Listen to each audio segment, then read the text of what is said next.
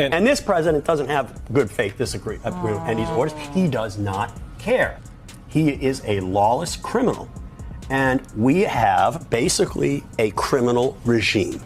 And if you believe that they are going to abide by court orders, they're not going to do it. They're already probably trying to slide around the court orders, but they're not quite yet in open defiance, but we will get there. As George Conway warned that democracy was buckling under Trump's weight, the former president responded not with facts, but with the only language he knows, personal insult. I saw a project, a thing called the Lincoln Project, and I would have them change the name to the Losers Project, because if you take a look at Schmidt, it's George Conway. The guy is, Kellyanne must have done a big number on him, but it's George Conway and it's some other people, Weaver. Every one of them are either defeated or they lost by themselves. But it's a group of major losers. They're Republican losers. Like me, but let me just tell you, these are losers from day one. Guys like Bill Kristol, he's 0-32. George Conway, you take a look at him. Just take a look at that guy. The man's a stone-cold loser. So they should not call it the Lincoln Project. It's not fair to Abraham Lincoln, a great president. They should call it the Losers Project. Okay, thanks. It started with a televised statement. George Conway called Trump's presidency corrupt and lawless. That was all it took. Within hours, Trump erupted on camera, unleashing a string of personal attacks against a man who once shared his dinner table. But why did it cut so deep?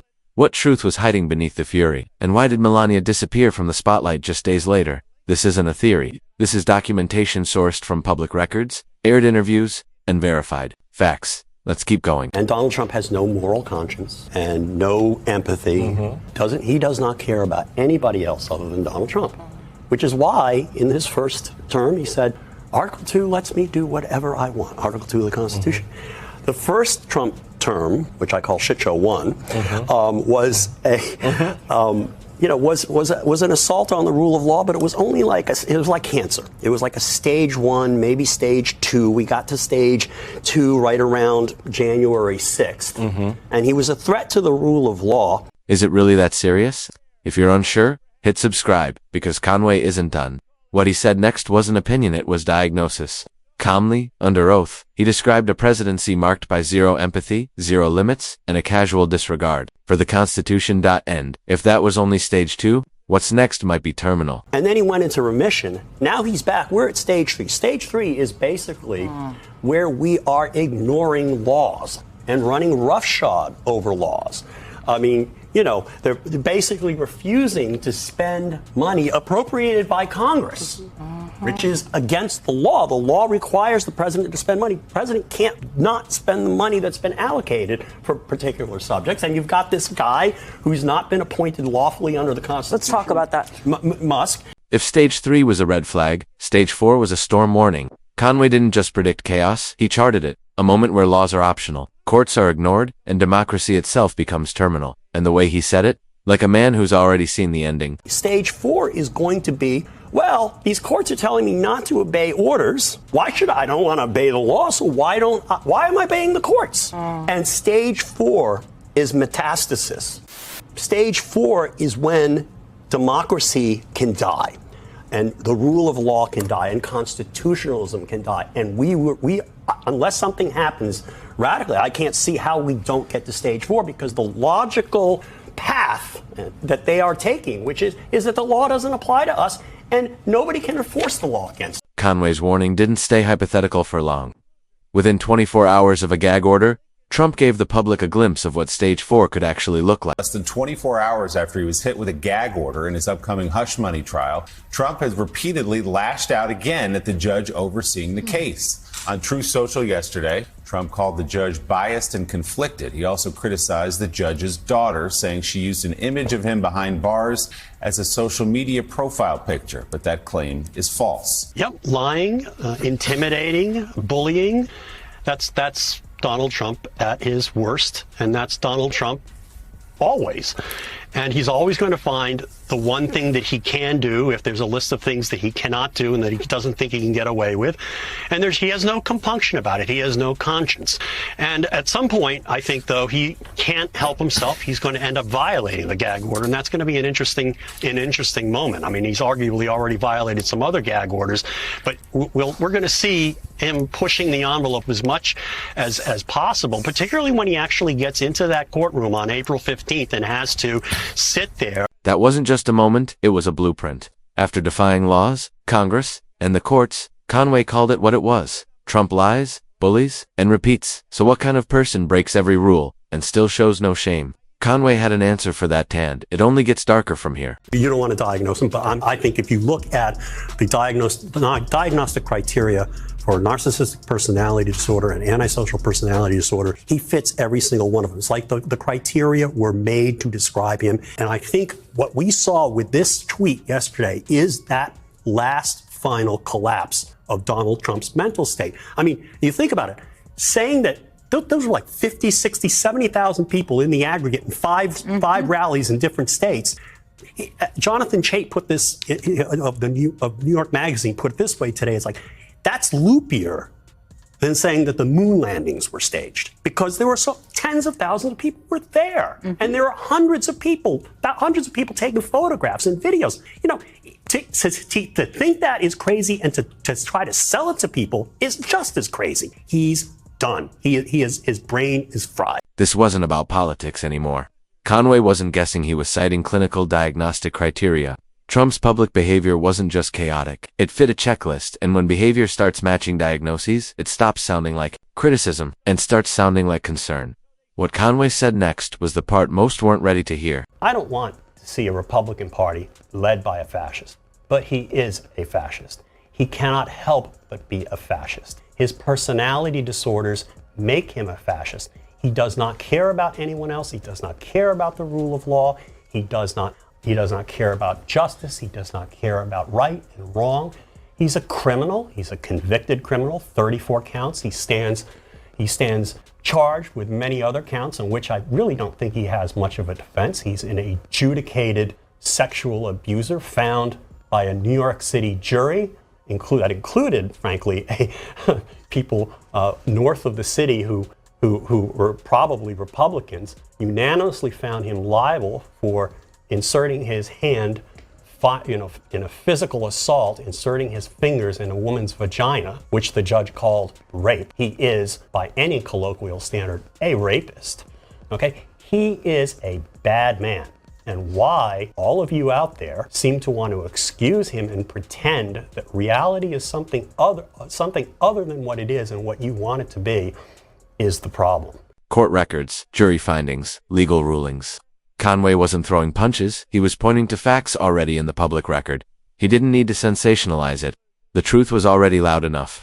The real question, why are so many still looking away? This document is just the most insane thing you're ever going to see, and I don't even think there are words to describe how crazy it is. There's no statutory basis for it. The facts in it are basically just made up and exaggerated. This document would have been, if it were ever tried to be executed, is kind of almost like the modern equivalent of the German Enabling Act in the 1930s, where essentially the executive is taking all power for itself.